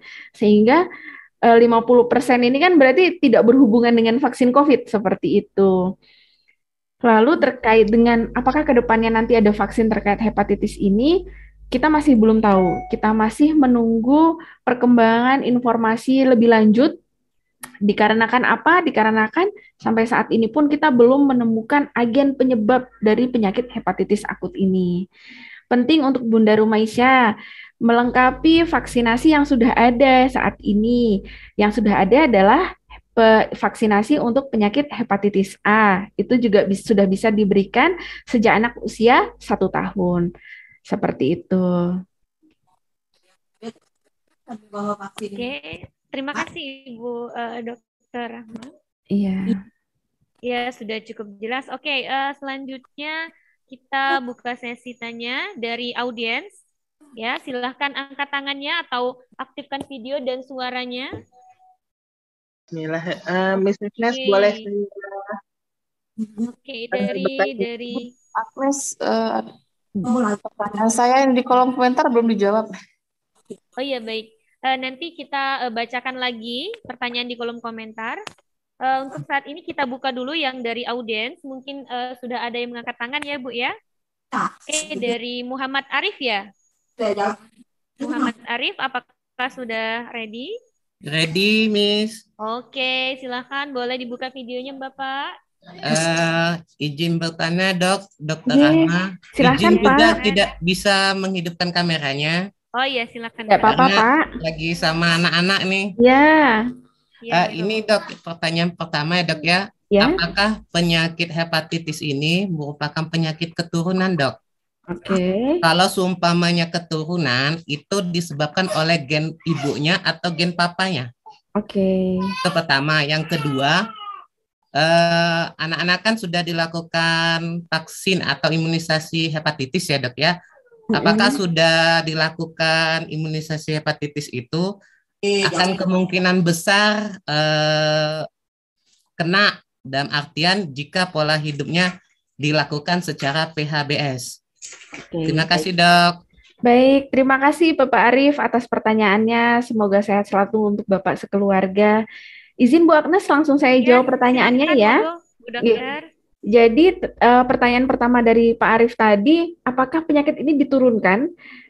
Tidak Pak, jadi penyakit ini merupakan penyakit infeksi atau kita bisa bilang sebagai penyakit dapatan gitu ya, jadi tidak diturunkan seperti itu. Lalu yang kedua terkait vaksin tadi sepertinya juga sudah saya bahas sedikit, jadi kalau untuk vaksin hepatitis terkait dengan hepatitis yang ada sekarang, itu sampai sekarang belum ada. Yang sudah ada adalah vaksin hepatitis A. Nah, itu memang bukan vaksin rutin atau vaksin dasar, bukan imunisasi dasar yang diwajibkan oleh pemerintah. Namun, vaksin hepatitis A ini merupakan imunisasi tambahan yang direkomendasikan oleh Ikatan Dokter Anak Indonesia untuk diberikan kepada seluruh anak mulai usia 1 tahun. Seperti itu. Ya, Pak Arif ya. Tapi maaf dok, kita kan sebagai orang awam ya dok ya, berkaitan dengan ilmu kedokteran nih. Usia dari lahir sampai anak tuh SD kan kita kan udah dapat imunisasi hepatitis ya dok ya. Apakah itu bukan ini ya dok ya, yang untuk mengurangi gejala hepatitis ini ya dok ya? Oke Pak Arif, terima kasih. Kalau hepatitis yang rutin diberikan dari anak lahir sampai dengan SD ya di BIAS itu Pak Arif adalah hepatitis B. Jadi memang berbeda Pak Arif, seperti itu. Tadi yang saya sebutkan ya virus hepatitis yang selama ini kita kenal kan hepatitis A, hepatitis B, C, D maupun E. Nah, hepatitis akut yang menyerang yang saat ini lagi trending topik ini Pak, tidak, bukan semuanya gitu. Jadi tidak disebabkan oleh hepatitis A, B, C, D maupun E seperti itu. Jadi alternatifnya harus PHBS itulah ya dok ya? Ya betul Pak Arif, itu sangat penting menjaga kebersihan lingkungan diri sendiri seperti itu.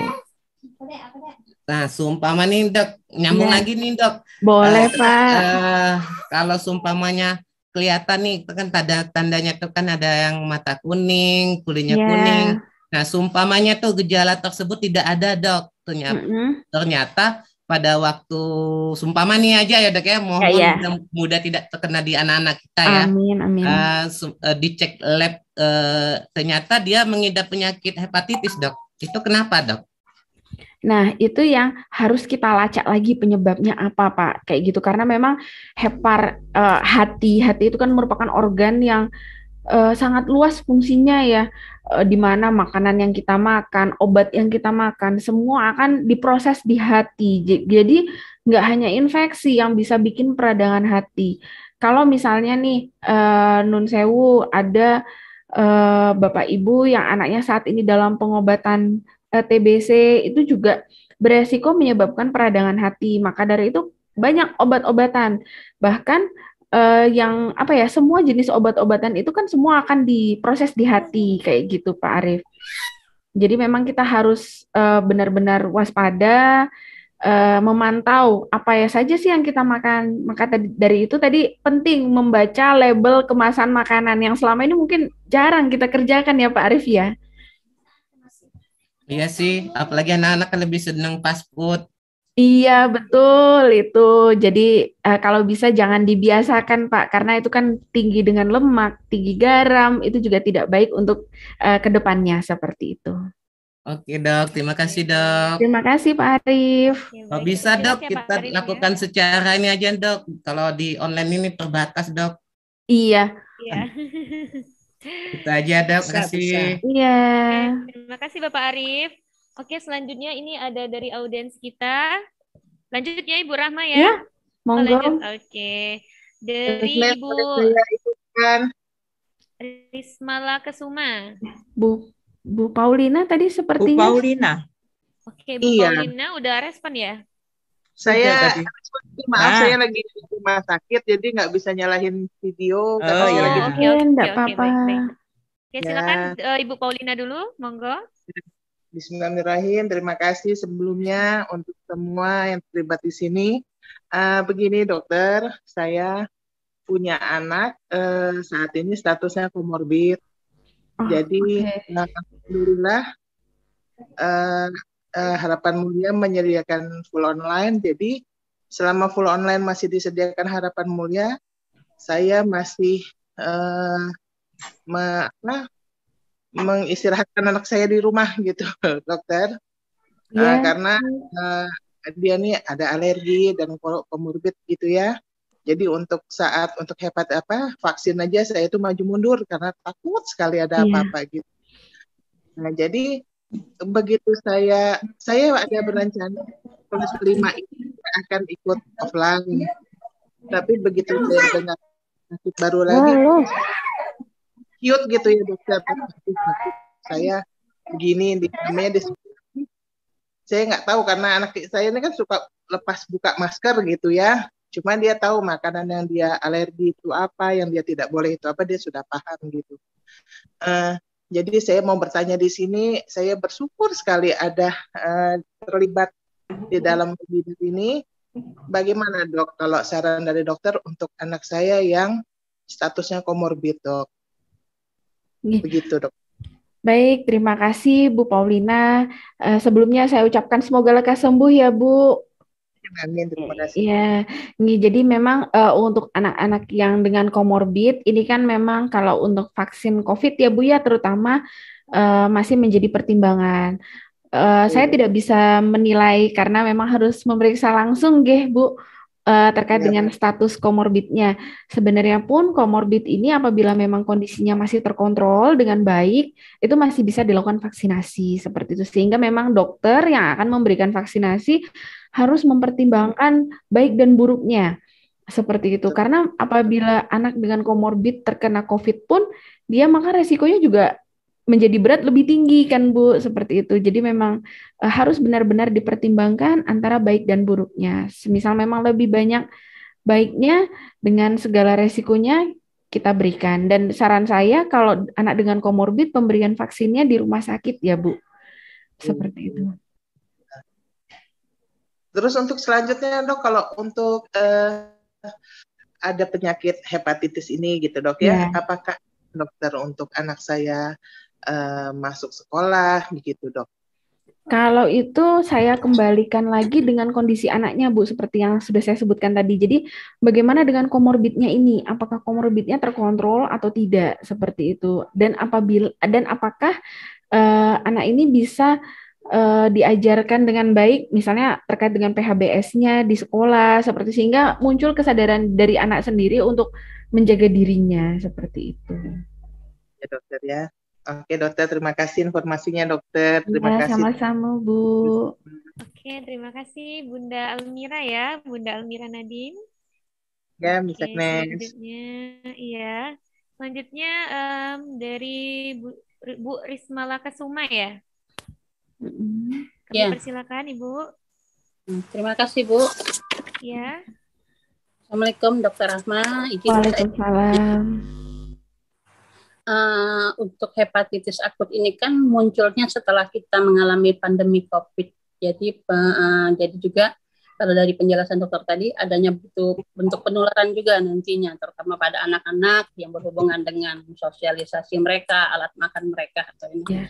Kalau memang di antara anak kita kena, misalnya di satu rumah satu anak kena, apakah yang menderita ini juga perlu kita laksanakan isolasi seperti COVID kemarin? Kalau memang kita melaksanakan isolasi, berapa lama kira-kira isolasi itu selesai, atau memang pada saat dia dinyatakan sembuh dari hepatitis akut tersebut? Yang kedua, kan tadi ada beberapa jenis makanan yang kita harus atau kita sarankan atau kita anjurkan kepada anak-anak kita di rumah untuk masa pertumbuhan dan pencegahan, juga meningkatkan imun pada anak-anak kita. Bila anak tersebut sudah menderita hepatitis akut, apakah juga ada jenis makanan yang kita bisa pantang atau kita hindari untuk anak-anak yang menderita hepatitis tadi. Dan juga aktivitas-aktivitas apa yang harus kita juga batasi untuk anak-anak penderita hepatitis akut karena berhubungan dengan infeksi ataupun penularan-penularan akan terjadi pada anak-anak yang lain. Ini agak ini dikit Bu, nanya yang ketiga. Borong tidak apa-apa. Apakah kan kita ada organisasi Ikatan Dokter Anak Indonesia Bu ya? Betul. Apakah IDAI juga mempunyai satu kontribusi untuk memberikan aturan ataupun sumbangsi yang misalnya sebagai suatu saran kepada sekolah-sekolah yang berhubungan dengan pertemuan tatap muka, karena tatap muka kita kan sekarang udah mulai berlangsung, apalagi sekarang tim ujian ya.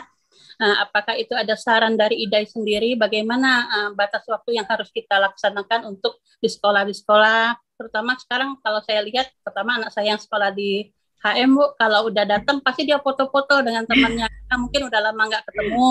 Iya betul, udah 2 tahun Bu. Ya, walaupun mereka tidak melepaskan masker, tapi kan jarak di antara mereka juga udah berdekatan. Terus kita jemput ya, mungkin informasi nih kepada yayasan atau kepada guru-guru, anak-anak ini masih suka jajan di luar, termasuk saya mencari anak saya dulu di mana ini. Kadang saya telepon, rupanya udah jajan.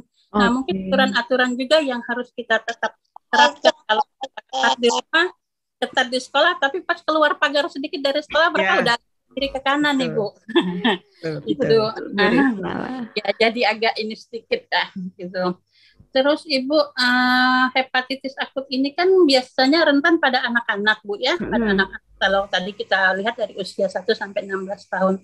Apakah kita yang udah dewasa, yang mungkin juga ada yang udah agak-agak sepuh, sama seperti COVID kemarin kan, imunnya juga turun, apakah mudah juga tertular untuk penyakit hepatitis akut ini? Terima kasih Dr. Rahma, maaf ngeborong tadi pertanyaan. Enggak apa-apa Bu Rismala. Saya langsung jawab saja mungkin Bu Agnes ya. Boleh. Jadi terkait dengan anak yang sudah terinfeksi atau sudah terjangkit penyakit hepatitis akut ini, memang Bu Rismala kalau dari kami tidak menyarankan untuk perawatan di rumah.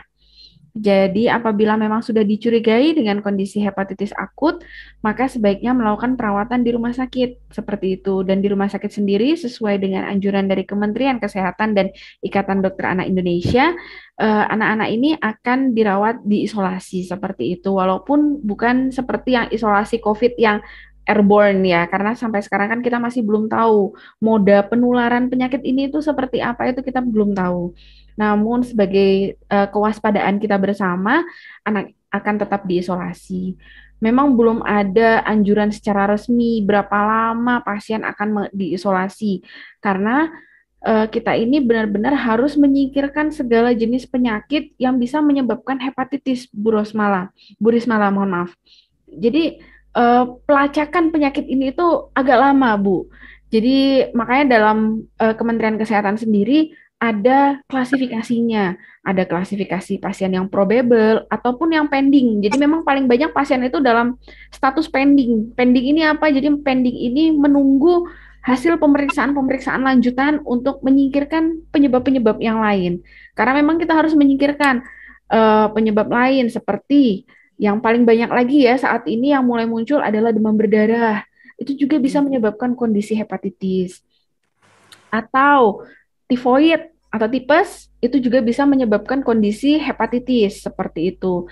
Atau mungkin yang terakhir yang agak jarang adalah leptospirosis atau infeksi yang ditularkan melalui air seninya dari tikus seperti itu. Itu juga bisa menyebabkan kondisi yang mirip dengan kondisi hepatitis akut ini seperti itu.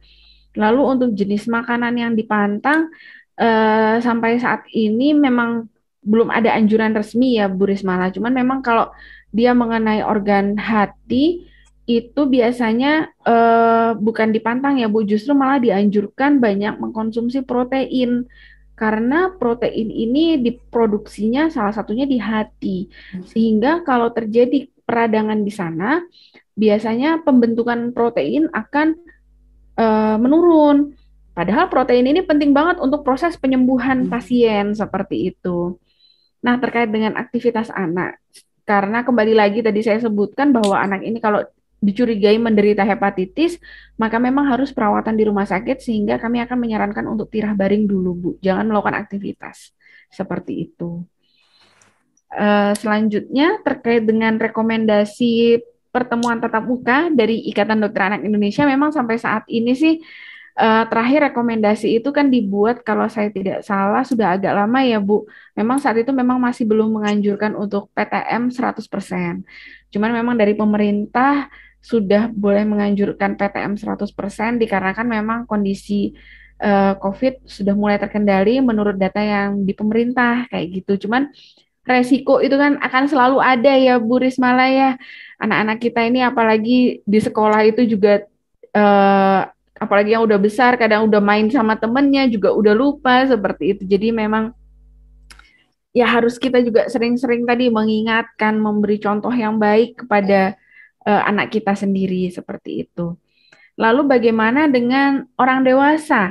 Apakah orang dewasa memiliki resiko yang lebih besar terkena penyakit ini seperti pada COVID kemarin?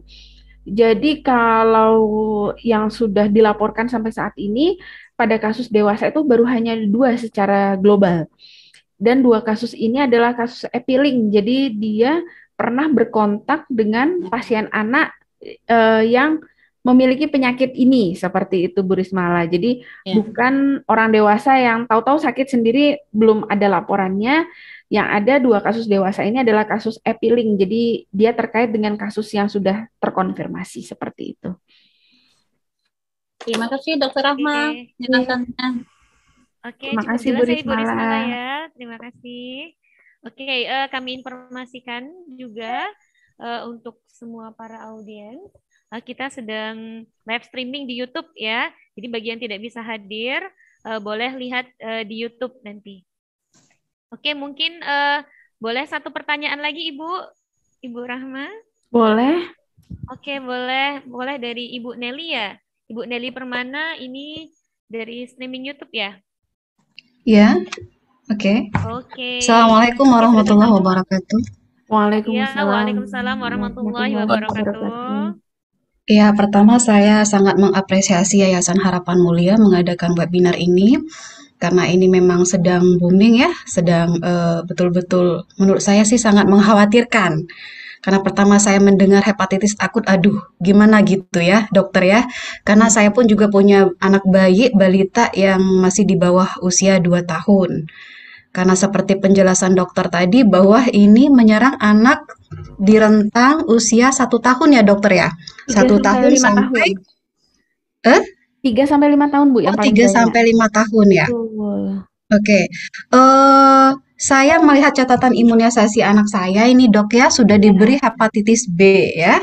Hepatitis B artinya hepatitis dasar ya dokter ya. Betul Bu, betul sekali. Hepatitis dasar ini sudah beberapa kali ya. Kemudian saya lihat ada hepatitis A ini akan diberikan. Ini hepatitis A ini hepatitis tambahan ya dok. Betul Bu, imunisasi tambahan. Imunisasi tambahan ya. Oke, itu diberikan sebelum usia 2 tahun ya dokter ya?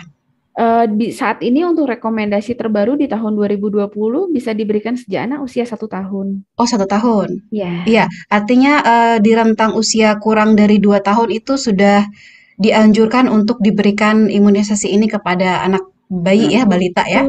Betul sekali. Iya gitu. Artinya kan saya bisa komunikasi dengan dokter anak saya bahwa kemungkinan besar saya akan memberikan anak saya hepatitis A untuk imunisasi bulan depan gitu ya dokter ya. Iya. Oke. Selain tadi yang dokter sampaikan penjelasan tentang bagaimana cara pola makan, pola kebersihan gitu ya, gaya hidup lah termasuk gitu ya dokter ya. Kemudian ada pengaruh dari COVID ya, COVID-19 ya. Iya. Gitu ya dokter ya. Sebenarnya awal dari terjadinya sejarah dari bermulanya hepatitis akut ini apakah karena kombinasi antara imun yang tidak cukup baik karena COVID-19 atau memang biasanya kan penyakit itu ada turunan ya, setelah ini muncul lagi, kemudian muncul lagi yang ini gitu. Gimana itu dok ya? Saya jawab dulu ya. untuk Bu Nelly. Jadi memang penyakit ini itu kita sampai sekarang masih belum tahu Bu penyebabnya seperti itu ya. Teori-teori yang berkembang saat ini pun belum sepenuhnya terbukti. Jadi memang masih berupa penelitian-penelitian yang masih penelitian awal dan masih membutuhkan penelitian lanjutan seperti itu. Terkait dengan infeksi COVID tadi yang seperti sudah saya sebutkan bahwa memang infeksi COVID ini kan termasuk infeksi baru juga, di mana perkembangan ilmunya juga masih sangat cepat gitu, sehingga yang terbaru adalah teori antara COVID dan penyakit hepatitis ini dihubungkan melalui sebuah teori bahwa infeksi COVID ini bisa menyebabkan memunculkan antigen yang sifatnya itu lebih aktif, lebih berbahaya di tubuh orang yang pernah menderita penyakit COVID, sehingga dia akan lebih rentan terhadap infeksi-infeksi. Karena memang kalau dari penelitian yang di UK ya Bu Nelly ya, agen penyebab yang paling banyak ditemukan pada pasien-pasien hepatitis akut ini adalah yang pertama adenovirus, itu sekitar 68%. Malah pasien yang juga positif terhadap COVID pada pasien hepatitis ini hanya 10% gitu. Nah, padahal yang kita tahu adenovirus ini bukan virus yang menyerang hati. Adenovirus ini adalah virus yang biasanya akan menyerang di saluran pernafasan gitu. Sehingga kita masih banyak teori juga apakah ini varian baru dari adenovirus, kita juga masih belum tahu. Apakah ini tadi adenovirusnya sih tidak bermutasi gitu, tapi badan kita yang bermutasi, dalam artian badan kita yang berubah sifatnya dalam menerima penyakit adenovirus ini, sehingga munculnya bukan di saluran pernafasan tapi di saluran pencernaan. Itu juga masih berupa teori semua, Bu. Dan yang cukup disayangkan kan kalau di Indonesia sendiri untuk pemeriksaan adenovirus ini belum bisa kita, Bu. Gitu. Iya. Oh iya gitu ya. Selain pemberian imunisasi hepatitis A, ada lagi tambahannya, dokter? Kalau untuk penyakit hepatitis ini, karena memang kita masih belum tahu penyebabnya apa, ada baiknya melengkapi semua imunisasi sesuai dengan rekomendasi Ikatan Dokter Anak Indonesia, Bu. Oh iya, itu pasti kalau itu ya. Ya, termasuk ada imunisasi varicella juga. Ya, varicella, ya betul. Ya, betul. Ya, dan lain-lainnya ya, rotavirus dan sebagainya gitu ya. Oke, saya cukup lega ya dokter ya, terima kasih atas jawabannya. Saya ada sedikit masukan ya untuk Yayasan Harapan Mulia. Sepertinya saya yakin kalau Yayasan Harapan Mulia pastinya udah disiplin ya tentang prokes. Tetapi beberapa kali saya menjemput anak, itu seringkali saya temui siswa-siswa yang membuka masker, makan gitu ya, nggak ada lagi jarak gitu ya. Mungkin sebaiknya anak-anak, ya barangkali anak-anak suka lupa, kadang-kadang kalau ketemu sama teman-teman mungkin senengnya itu kebablasan gitu ya. Maksudnya saking senangnya ketemu sama teman-teman gitu, mungkin udah lama nggak ketemu, itu mungkin bisa diingatkan lagi Bapak Ibu, kalau masih di lingkungan sekolah, yuk kita disiplin dulu lah gitu. Ntar kalau misalnya udah dijemput, mau buka masker, ya itu kan sudah dari keputusan masing-masing ya gitu. Jadi saya harapkan betul sampai hari ini, sampai detik ini, Yayasan Harapan Mulia masih betul-betul disiplin tentang prokes itu. Tolong diingatkan anak-anak, kadang-kadang anak-anak kan suka lupa gitu. Iya, tolong diingatkan. Terutama tadi ya, seperti yang Ibu siapa tadi yang bilang, tiba-tiba pas saya parkir, itu udah banyak bener anak-anak makan di kantin gitu. Loh ini gimana ini saya bilang gitu ya. Ya mungkin itu di luar dari kuasa Bapak Ibu ya, karena udah dihalangin sama tembok yang tinggi ya, mungkin nggak ketahuan gitu ya, tapi tolong diingatkan aja, misalnya waktu lagi pembelajaran PTM beberapa kali gitu, tolong diingatkan lagi anak-anak supaya disiplin, agar ya kan untuk mereka juga, supaya mereka tetap sehat, dan kalau mereka sehat kan tentunya belajarnya pun juga maksimal gitu. Iya, baik. Iya, mungkin itu saja, terima kasih. untuk Yayasan Harapan Mulia, saya sangat mengapresiasi ada webinar ini dan terima kasih atas jawabannya dokter ya. Terima kasih Bu. Iya, Assalamualaikum warahmatullahi wabarakatuh. Waalaikumsalam warahmatullahi wabarakatuh. Terima kasih Bu Nelly Permana atas kritik dan sarannya, kami tampung. Oke, baiklah Bapak Ibu, karena kita terbatas oleh waktu ya, mohon maaf Ibu Rahma Latifah, kami tutup sesi tanya jawabnya. Halo. Mohon, Bapak, ya. saran dulu sebentar, Bapak. Halo, Bapak mau Boleh? mau nanggap dulu sebentar ya. Maaf Bu. Oh ya, boleh. Bu Agnes ya. Boleh, Rahma. Saya terima kasih sekali lagi terima kasih atas kehadiran Bapak Ibu dan memberikan masukan-masukan itu. Dan saya senang sekali tadi Bu Rahma memberikan penjelasannya dengan cukup jelas dan gamblang. Cuma saya ada pikiran, kok Ibu itu tugas di RSU Magelang. Bisa enggak nanti kapan-kapan anak-anak saya di Harapan Mulia itu diperiksa semua secara fisik. Ya, di Magelang kan saya melihat kemampuan teori maupun prakteknya Bu Rahma itu sangat bagus sekali dan menguasai betul. Jadi anak-anak saya di Harapan Mulia itu kan ada 1.500-an. Bisa enggak semua satu-satu diperiksa, karena tadi juga fisik, riwayat itu ada di situ. Nanti kapan-kapan izin enggak?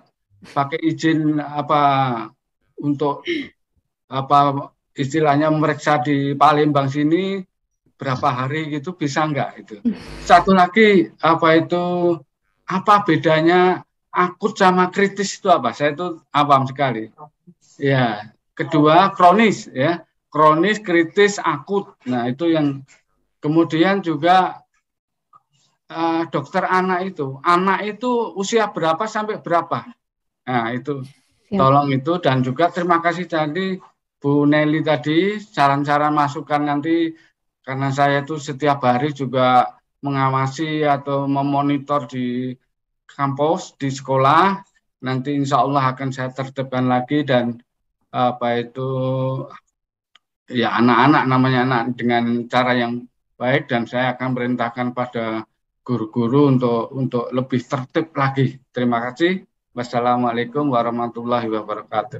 Waalaikumsalam warahmatullahi wabarakatuh. Terima kasih Prof. Selamat atas apresiasinya.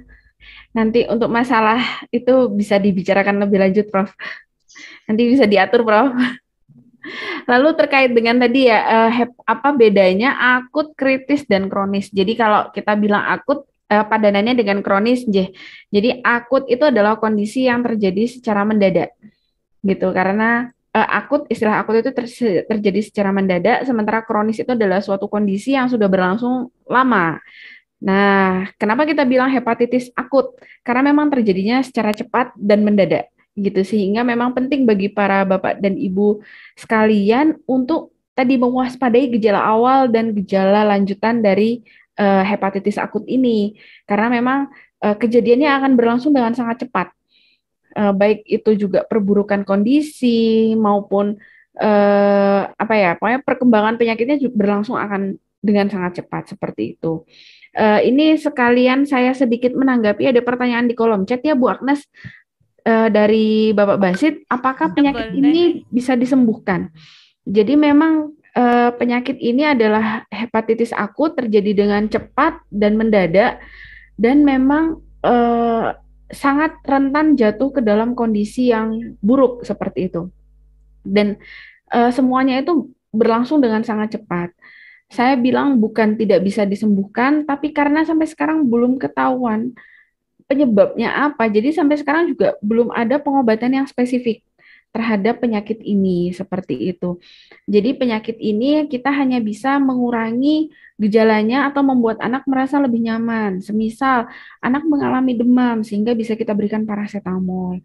atau anak mengalami mual muntah, maka kita berikan obat untuk mual dan muntahnya agar tetap bisa intake makanannya tetap bisa masuk. Jadi hanya sebatas suportif pengobatan yang kita berikan.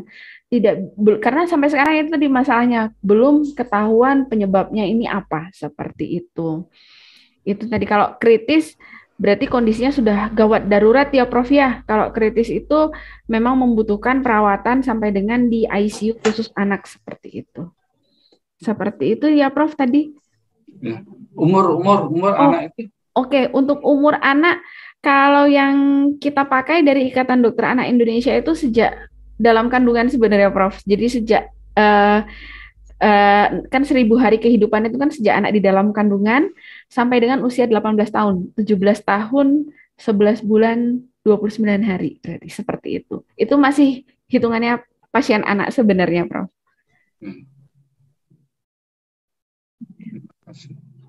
Oke, terima kasih kami ucapkan kepada Prof. Slamet Widodo dan kami mohon maaf karena kita terbatas oleh waktu, jadi tidak bisa menjawab satu pertanyaan satu persatu. Kami mohon Dr. Rahma nanti pertanyaannya boleh dijawab di grup WhatsApp ya Ibu ya? Boleh. Oke, boleh. Insya Allah nanti pertanyaannya akan dijawab di grup ya. Oke, baik. Kami ucapkan terima kasih. Sepertinya excited sekali ya, karena ini temanya sebenarnya sangat bagus Bu, sangat karena berhubungan dengan kesehatan anak ya. Mungkin nanti akan ada sesi kedua Bu. Apa ada sesi lanjutan ya? Semoga saja. Amin ya. Amin. Oke, terima kasih sekali lagi Bu atas ilmu yang sudah diberikan kepada kami semua. Semoga dapat kami aplikasikan dan bermanfaat bagi kehidupan kami sehari-hari. Oke, baiklah. Izin Bapak Ibu peserta webinar. Sebelum saya tutup dan sebelum doa, kami ingin menginformasikan bahwasanya Harapan Mulia akan memperingati 20 tahun Gebyar Milad. Kami mempersembahkan peresmian gedung SMA IT Harapan Mulia Palembang dengan konser Peduli Palestina dan dimeriahkan oleh Opik dan Anissa Rahman pada hari Sabtu 18 Juni 2022 pada pukul 8 sampai selesai, bertempat di lapangan SMA dan SMP IT Harapan Mulia. Kami harapkan kehadiran Bapak Ibu sekalian untuk membantu saudara-saudara seiman kita yang berada di Palestina. Silakan berikan donasi terbaik kita untuk kemanusiaan. Oke, sebelum doa, izin boleh kita foto bersama. Oke, silakan Sornopan. Dibuat galeri ya. Boleh Bapak Ibu silakan mengaktifkan videonya, kita foto bersama dulu.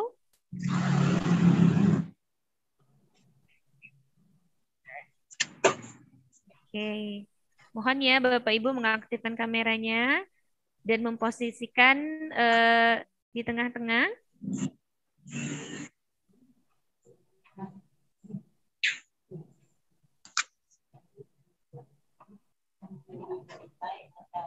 Mohon bantuannya ya, host.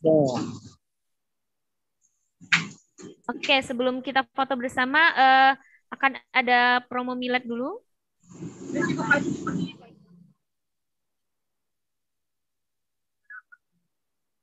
Silakan, Sarnovan.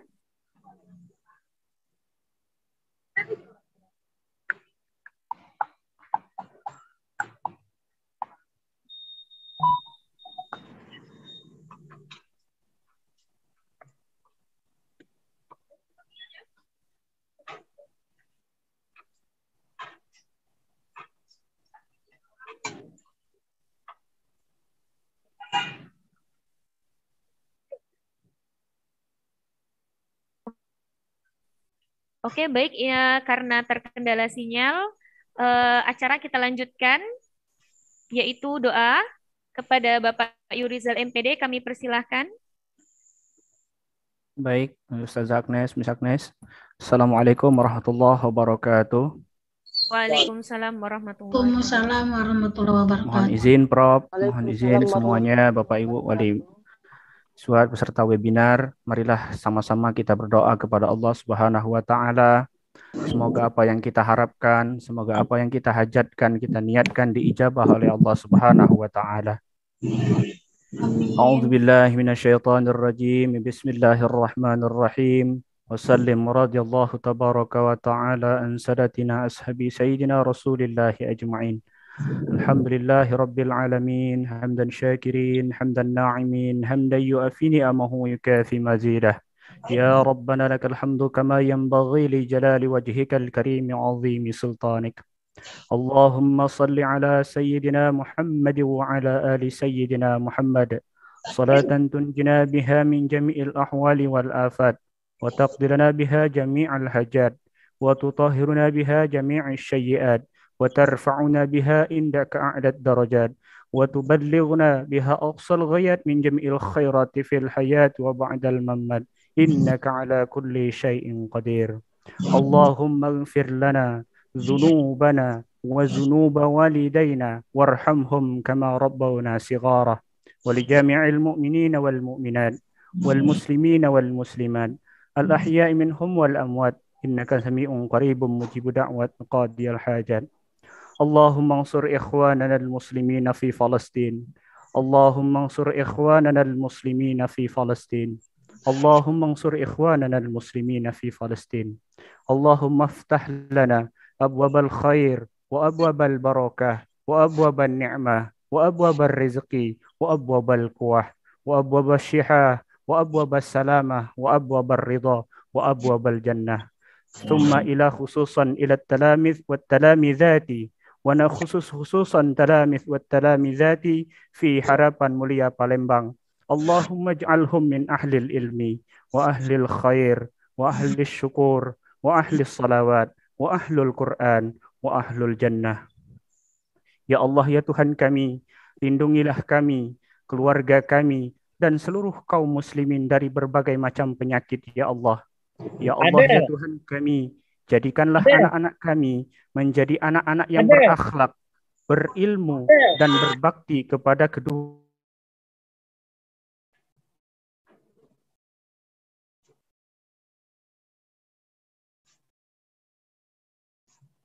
Mohon maaf, Ustaz Yurizal, suaranya ke off.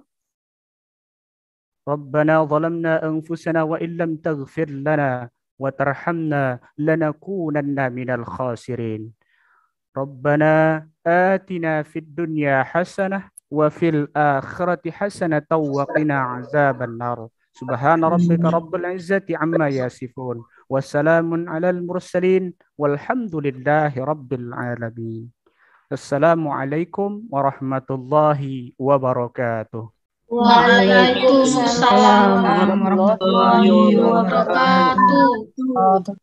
Oke, kami ucapkan terima kasih kepada Bapak Yurizal Fanhari. Cara selanjutnya yaitu sesi foto. Oke, Bapak Ibu, silakan bersiap ya, memposisikan kameranya dan silakan mengaktifkan videonya. Kami akan memfoto semua slide ya. Silakan senyum Ibu.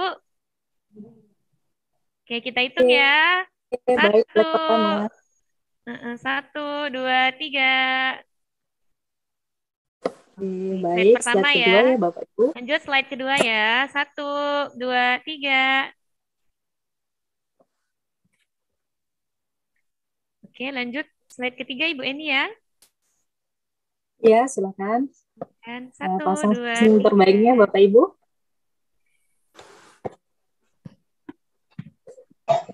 Oke, baik. Slide berikutnya. 1, 2, 3. Oke, alhamdulillah hari ini yang datang banyak sekali Bu Agnes ya. Ya, alhamdulillah ya. Tadi sudah hampir mencapai 300 peserta Ibu. Alhamdulillah. Ya, alhamdulillah. Oke, baik. Ini slide terakhir Bapak Ibu.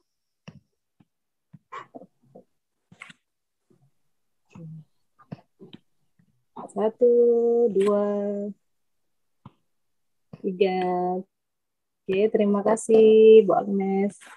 Bapak Ibu sekalian, terima kasih.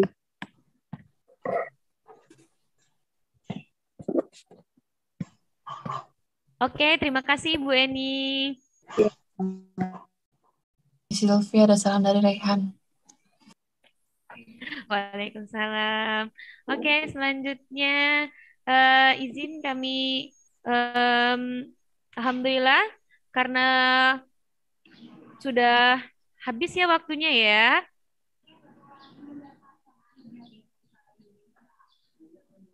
Oke, karena berakhirnya doa tadi, maka berakhir pula semua acara kita pada hari ini. Ya, mau. Lip ya, Miss. Ya, oke, baiklah. Marilah kita tutup acara ini dengan melafazkan lafaz hamdalah. Ucapkan terima kasih kepada Bapak Ibu peserta webinar yang telah hadir dari awal hingga akhir acara. Sampai berjumpa kembali di lain kesempatan. Semoga kita dalam keadaan sehat walafiat, ya, diberkahi oleh Allah Subhanahu wa taala. Saya Agnesia Destiari dan seluruh kru yang bertugas hari ini memohon maaf apabila terdapat banyak kesalahan. Kepada Allah kami memohon ampun. Astagfirullahaladzim. Saya akhiri. Wallahul muwaffiq ila aqwamit thoriq. Wassalamualaikum warahmatullahi wabarakatuh. Waalaikumsalam warahmatullahi wabarakatuh. Waalaikumsalam semuanya. Waalaikumsalam warahmatullahi wabarakatuh. Terima kasih Bu Umi. Ya, mari. Terima kasih Bu Dokter Rahma. Terima kasih Dokter Rahma. Salam. Harapan Mulia merupakan lembaga pendidikan formal berbasis Islam terpadu, berdiri kokoh demi menghantar generasi milenial untuk siap menghadapi tantangan global dengan kecakapan abad 21. SMA IT Harapan Mulia mengusung program-program unggulan seperti Smart Classroom, Metode Umi, TOEFL, Olimpiade, Campus Tour, program utang, program bengkel, dan Sport Club. Kami juga memiliki fasilitas yang memadai, seperti ruangan full AC, Wi-Fi, laboratorium fisika, kimia, biologi, komputer, lapangan futsal, lapangan badminton, basket, tenis meja, dan juga ruang band. Selain itu, SMA IT Harapan Mulia memiliki tenaga pengajar yang berkualitas serta berprestasi di tingkat nasional, sehingga menghasilkan para siswa berprestasi dalam bidang akademik maupun non-akademik. Tunggu apa lagi? Ayo segera daftarkan putra-putri kita untuk menjadi bagian dari keluarga besar SMA IT Harapan Mulia Palembang. Belum selesai.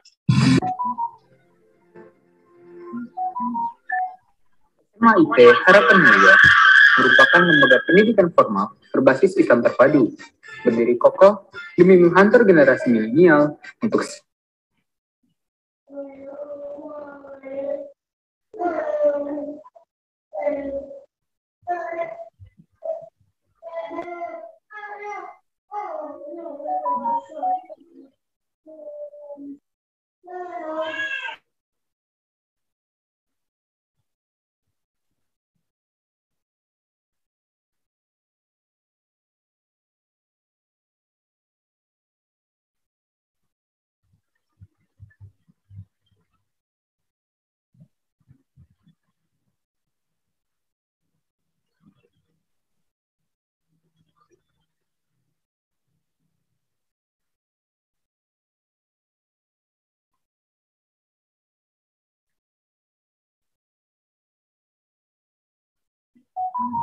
Oke, Bapak Ibu yang masih hadir, ya kami jelaskan sedikit di sini. Mungkin masih ada yang menyimak di sini memperingati 20 tahun Gebiar Milad Harapan Mulia. Kami mempersembahkan gedung SMA IT Harapan Mulia Palembang dengan konser Peduli Palestina yang insya Allah akan dimeriahkan oleh Opik dan Anissa Rahman pada hari Sabtu 18 Juni 2022. Mulai dari pukul 8 sampai dengan selesai, bertempat di lapangan SMA dan SMP IT Harapan Mulia Palembang. Kami harapkan kehadiran Bapak dan Ibu sekalian untuk membantu saudara kita yang berada di Palestina. Maka berikan donasi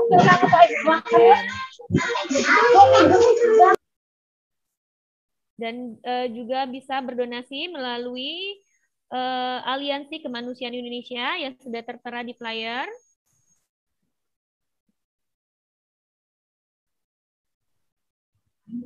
Atau menghubungi panitia Harapan Mulia Palembang. Di bawah langitmu bersujud semua, memuja asmamu, dan bertasbih semua makhlukmu, tunduk berharap cinta dan kasihmu.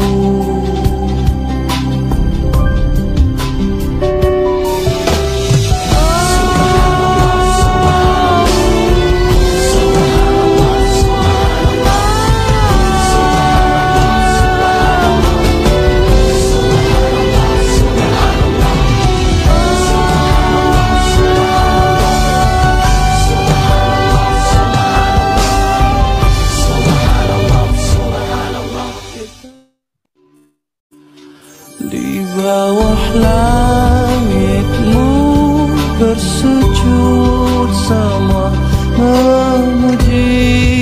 memuja asmamu, dan bertasbih semua makhlukmu, tunduk berharap cinta dan kasihmu.